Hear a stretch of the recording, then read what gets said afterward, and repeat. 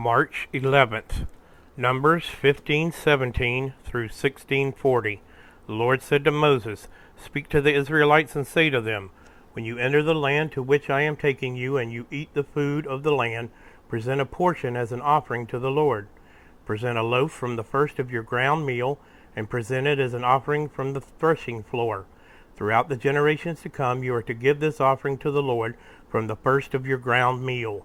Now, if you as a community unintentionally fail to keep any of these commands the Lord gave Moses, any of the Lord's commands to you through him, from the day the Lord gave them and continuing through the generations to come, and if this is done unintentionally without the community being aware of it, then the whole community is to offer a young bull for a burnt offering as an aroma pleasing to the Lord, along with its prescribed grain offering and drink offering, and a male goat for a sin offering. The priest is to make atonement for the whole Israelite community, and they will be forgiven, for it was not unintentional, and they have presented to the Lord for their wrong a food offering and a sin offering. The whole Israelite community and the foreigners residing among them will be forgiven, because all the people were involved in the unintentional wrong. But if just one person sins unintentionally, that person must bring a year-old female goat for a sin offering. The priest is to make atonement before the Lord for the one who erred by sinning unintentionally, and when atonement has been made, that person will be forgiven. One and the same law applies to everyone who sins unintentionally, whether a native-born Israelite or a foreigner residing among you. But anyone who sins defiantly, whether native-born or foreigner, blasphemes the Lord and must be cut off from the people of Israel. Because they have despised the Lord's word and broken his commands, they must surely be cut off. Their guilt remains on them. While the Israelites were in the wilderness, a man was found gathering wood on the Sabbath day. Those who found him gathering wood brought him to Moses and Aaron and the whole assembly, and they kept him in custody because it was not clear what should be done to him. Then the Lord said to Moses, "The man must die. The whole assembly must stone him outside the camp." So the assembly took him outside the camp and stoned him to death, as the Lord commanded Moses. The Lord said to Moses, "Speak to the Israelites and say to them, throughout the generations to come you are to make tassels on the corners of your garments, with a blue cord on each tassel. You will have these tassels to look at, and so you will remember all the commands of the Lord, that you may obey them and not prostitute yourselves by chasing after the lusts of your own hearts and eyes. Then you will remember to obey all my commands and will be consecrated to your God. I am the Lord your God who brought you out of Egypt to be your God. I am the Lord your God." Korah, son of Izhar, the son of Kohath, the son of Levi, and certain Reubenites, Dathan and Abiram, sons of Eliab, and On, son of Peleth, became insolent and rose up against Moses. With them were 250 Israelite men, well-known community leaders who had been appointed members of the council. They came as a group to oppose Moses and Aaron and said to them, "You have gone too far. The whole community is holy, every one of them, and the Lord is with them. Why then do you set yourselves above the Lord's assembly?" When Moses heard this, he fell face down. Then he said to Korah and all his followers, "In the morning the Lord will show you who belongs to him and who is holy, and he will have that person come near him. The man he chooses he will cause to come near him.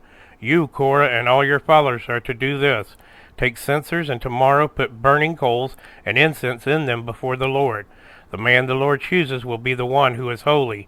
You Levites have gone too far." Moses also said to Korah, "Now listen, you Levites, isn't it enough for you that the God of Israel has separated you from the rest of the Israelite community and brought you near to himself to do the work at the Lord's tabernacle and to stand before the community and minister to them? He has brought you and all your fellow Levites near himself, but now are you trying to get the priesthood too? It is against the Lord that you and all your followers have banded together. Who is Aaron that you should grumble against him?" Then Moses summoned Dathan and Abiram, sons of Eliab, but they said, "We will not come. Isn't it enough that you have brought us up out of the land flowing with milk and honey to kill us in the wilderness? And now you also want to lord it over us? Moreover, you haven't brought us into a land flowing with milk and honey, or given us an inheritance of fields and vineyards. Do you want to treat these men like slaves? No, we will not come." Then Moses became very angry and said to the Lord, "Do not accept their offering. I have not taken so much as a donkey from them, nor have I wronged any of them." Moses said to Korah, "You and all your followers are to appear before the Lord tomorrow, you and they and Aaron. Each man is to take his censer and put incense in it, 250 censers in all, and present it before the Lord. You and Aaron are to present your censers also. So each of them took his censer, put burning coals and incense in it, and stood with Moses and Aaron at the entrance to the tent of meeting. When Korah had gathered all his followers in opposition to them at the entrance to the tent of meeting, the glory of the Lord appeared to the entire assembly. The Lord said to Moses and Aaron, "Separate yourselves from this assembly, so I can put an end to them at once." But Moses and Aaron fell face down and cried out, "O God, the God who gives breath to all living things, will you be angry with the entire assembly when only one man sins?" Then the Lord said to Moses, "Say to the assembly, move away from the tents of Korah, Dathan, and Abiram." Moses got up and went to Dathan and Abiram, and the elders of Israel followed him. He warned the assembly, "Move back from the tents of these wicked men. Do not touch anything belonging to them, or you will be swept away because of all their sins." So they moved away from the tents of Korah, Dathan, and Abiram. Dathan and Abiram had come out and were standing with their wives, children, and little ones at the entrance to their tents. Then Moses said, "This is how you will know the Lord has sent me to do all these things, and that it was not my idea. If these men die a natural death and suffer the fate of all mankind, then the Lord has not sent me. But if the Lord brings about something totally new, and the earth opens its mouth and swallows them up with everything that belongs to them, and they go down alive into the realm of the dead, then you will know that these men have treated the Lord with contempt." As soon as he finished saying all this, the ground under them split apart, and the earth opened its mouth and swallowed them and their households, and all of those associated with Korah, together with their possessions. They went down alive into the realm of the dead with everything they owned. The earth closed over them, and they perished and were gone from the community. At their cries, all the Israelites around them fled, shouting, "The earth is going to swallow us too." And the fire came out from the Lord and consumed the 250 men who were offering the incense. The Lord said to Moses, "Tell Eleazar, son of Aaron, the priest, to remove the censers from the charred remains and scatter the coals some distance away, for the censers are holy, the censers of the men who sinned at the cost of their lives.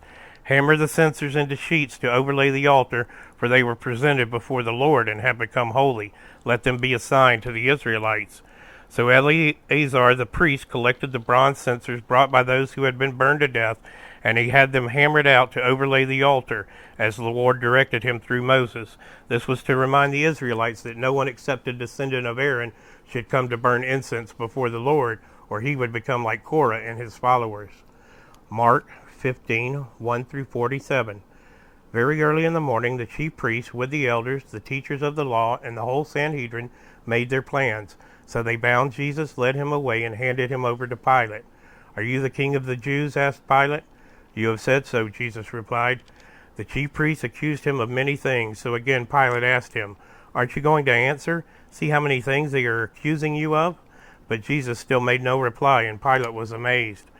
Now it was the custom at the festival to release a prisoner whom the people requested. A man called Barabbas was in the prison with the insurrectionists who had committed murder in the uprising. The crowd came up and asked Pilate to do for them what he usually did. "Do you want me to release to you the king of the Jews?" asked Pilate, knowing it was out of the self-interest that the chief priests had handed Jesus over to him. But the chief priests stirred up the crowd to have Pilate release Barabbas instead. "What shall I do then, the one you call the king of the Jews?" Pilate asked them. "Crucify him," they shouted.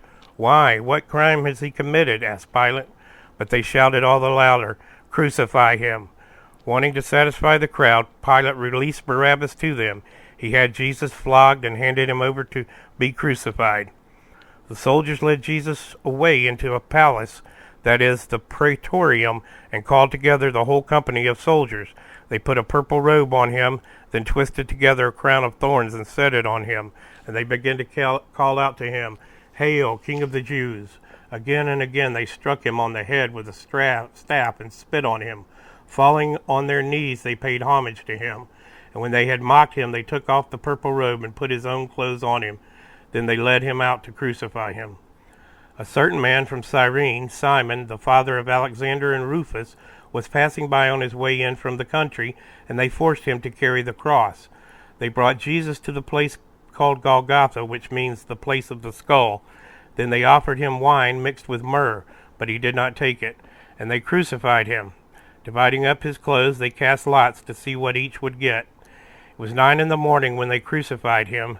The written notice of the charge against him read, "The King of the Jews." They crucified 2 rebels with him, one on his right and one on his left. Those who passed by hurled insults at him, shaking their heads and saying, "So, you who are going to destroy the temple and build it in 3 days, come down from the cross and save yourself." In the same way, the chief priests and the teachers of the law mocked him among themselves. "He saved others," they said, "but he can't save himself. Let this Messiah, this King of Israel, come down now from the cross that we may see and believe." Those crucified with him also heaped insults on him. At noon, darkness came over the whole land until 3 in the afternoon. And at 3 in the afternoon, Jesus cried out in a loud voice, "Eloi, Eloi, lema sabachthani," which means, my God, why have you forsaken me?" When some of these standing near heard this, they said, "Listen, he's calling Elijah." Someone ran, filled a sponge with wine vinegar, put it on a staff, and offered it to Jesus to drink. "Now leave him alone. Let's see if Elijah comes to take him down," he said. With a loud cry, Jesus breathed his last. The curtain of the temple was torn in two from top to bottom, and when the centurion who stood there in front of Jesus saw how he had died, he said, "Surely this man was the Son of God."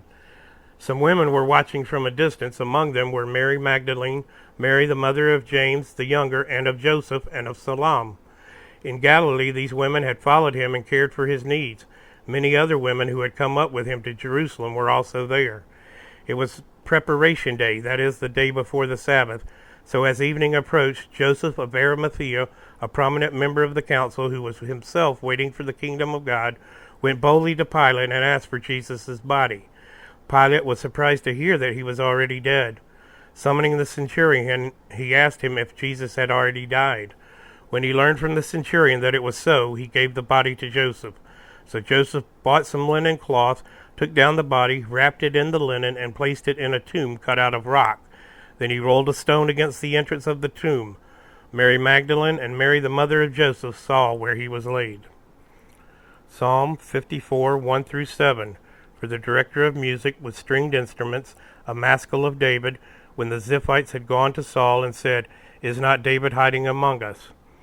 Save me, O God, by your name. Vindicate me by your might. Hear my prayer, O God. Listen to the words of my mouth. Arrogant foes are attacking me. Ruthless people are trying to kill me, people without regard for God. Surely God is my help. The Lord is the one who sustains me. Let evil recoil on those who slander me. In your faithfulness destroy them. I will sacrifice a freewill offering to you. I will praise your name, Lord, for it is good. You have delivered me from all my troubles, and my eyes have looked in triumph on my foes. Proverbs 11, 5-6. The righteousness of the blameless makes their paths straight, but the wicked are brought down by their own wickedness. The righteousness of the upright delivers them, but the unfaithful are trapped by evil desires.